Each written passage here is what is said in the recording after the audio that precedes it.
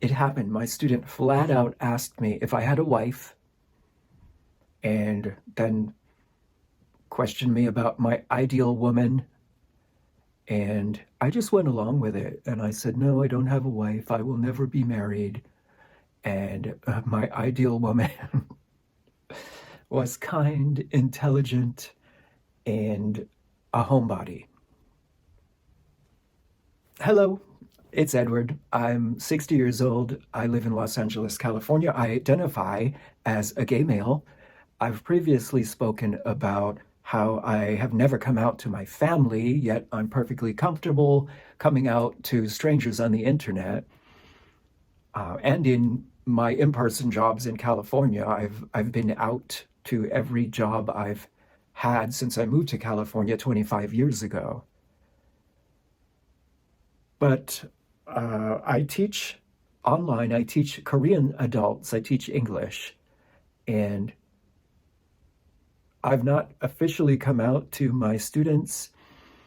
I don't necessarily think it's important because it's not about me. These classes are about learning English. But we do have this thing called free talking. Sometimes a student will want to just have a free talking session, not follow their book that particular day. And those are usually really fun. And we talk about Squid Game, or we talk about anything, politics, what's happening. There's been a lot of political upheaval in Korea lately, and there's always something to talk about. But on Friday, the last time I taught, there was a younger student. He's, I think, in his late 20s. And he asked me what I did on New Year's Eve. And I said, oh, I just stayed home. I slept. And he asked me if I was married. I'm assuming because I'm an older guy, and usually older guys my age are in a relationship, are married. I said no. And he continued with the questions, and it turned to, what is your ideal woman? And I'm sure that my face turned 15 shades of red. Like back in the day when I used to be in school and I was very timid and afraid to speak in public. And every time I had to speak in public, I would just turn bright red. It was kind of like a flashback to those days. He asked me what my ideal woman was, and I went along with it, and I answered his question, and I asked him his ideal woman, and the conversation went on, but I was left feeling a little bit insincere or fake, or, I mean, I clearly was lying. I was hiding my true self. And that question often comes up. How important is authenticity to my soul? How important is it to my well-being and my soul that I'm able to comfortably be myself with anyone? I feel like I'm quite comfortable being myself on camera, talking to strangers on the internet. And, I get judged a lot. I get often judged by viewers. It's natural for people to judge others. And I'll get feedback and judgmental feedback sometimes. And it hurts a little, but I'm able to move on and move past it. But something about being judged by a person that you are talking face to face with, or someone that you know in your life, like how I talked about, I have never come out to my family for fear of judgment and discomfort. And I still have not come out to my family, by the way, in case anyone was wondering.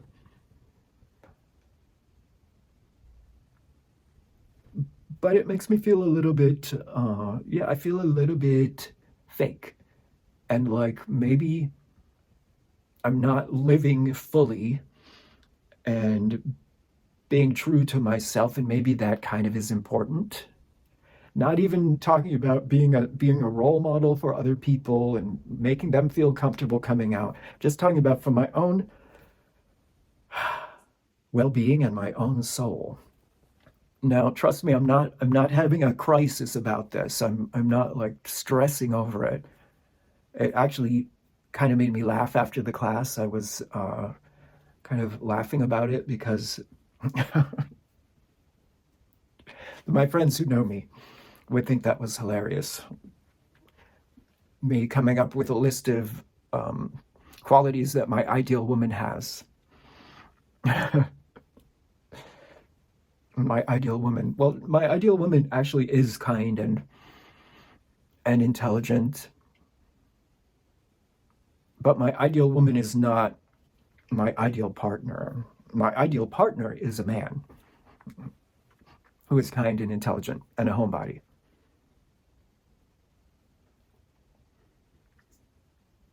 Korean culture. I don't know a lot about Korean culture, but I do know that it's not quite as easy to be openly LGBTQ in Korea. It was kind of groundbreaking, I would say, that there's a transgender character on the new season of Squid Game. I was kind of surprised they took that risk, and it's actually quite. I was really proud of them for risking their home country getting angry about it. And of course, there was the discussion of a cisgendered man playing the trans role, but just the fact that LGBTQ people are not openly embraced in Korean culture, the fact that they did have a character in this Korean show, I think that was pretty gutsy and progressive of them. And I loved it. I thought it was great.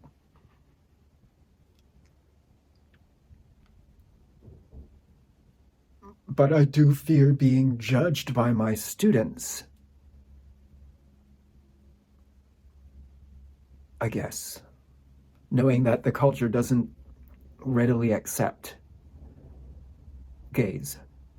And I'm not a revolutionary. I'm not trying to change Korean culture, force myself into their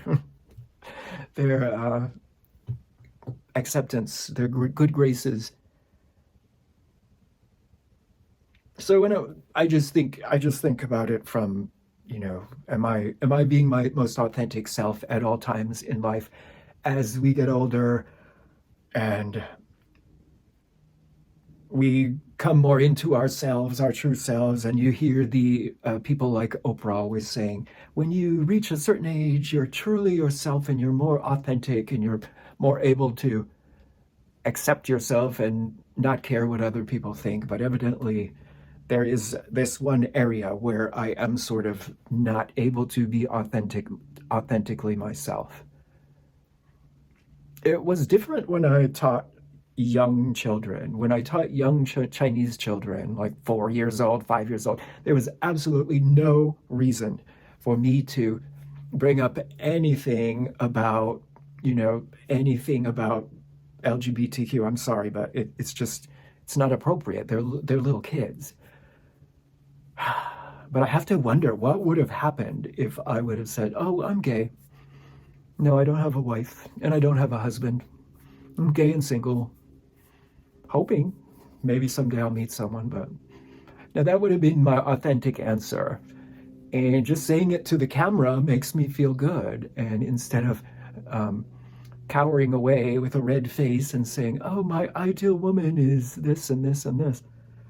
Uh, yeah. And it's not, I don't, I'm sure there's nothing in my contract about it. I mean, obviously, the company is not allowed to say you cannot discuss your sexuality if you are gay. I mean, obviously, you know, it's a modern day company. It is South Korea. It's not uh, communist country. But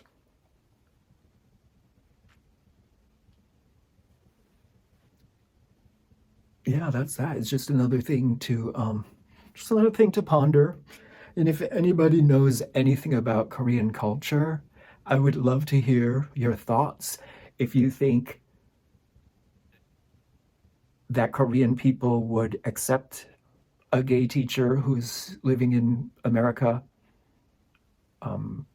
without judgment, if they would, if that would be cool with them, or, and obviously I know all people are different and every single person has a different opinion, but in general, is are LGBTQ people accepted in South Korea in this day in 2025? And yeah, I would love to know what people think, and if there's any experiences that you've had where you've been in a culture where you weren't completely sure if you would be accepted and you hid your sexuality. I'd like to know. My mind is always going, and I'm always thinking about life and trying to improve and grow, and yeah, reviewing yourself and really thinking about things is how we grow.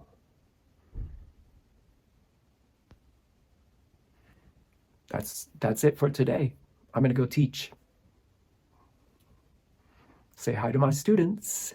It's your straight teacher, Tutor Edward, straight as can be.